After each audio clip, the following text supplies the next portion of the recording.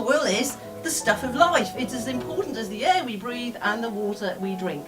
But all of these three things are inextricably linked. Without healthy soils, we can't produce healthy food and sustainable food.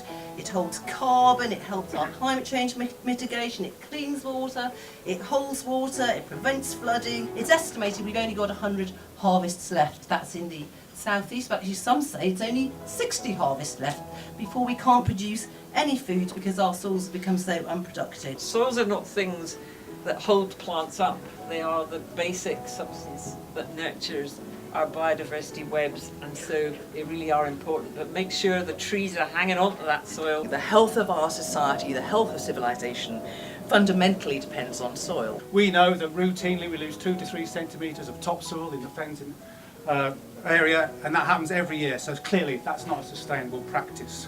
We know that 50% of the sediment in some of our rivers is from runoff from maize crops. So again, it's not a sustainable practice.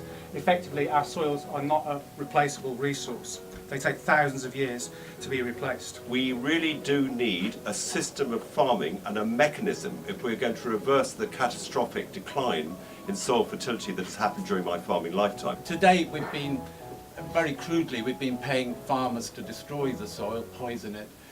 And I think now we need to pay farmers to do the reverse. I start from the point of view that our soils are in crisis. I think everybody here has spoken to this.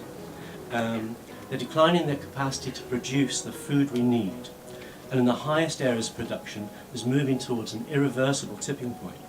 The proud mission of the Sustainable Soils Alliance is to bring soils back to health within one generation. Soil is the hidden blind spot in policy making.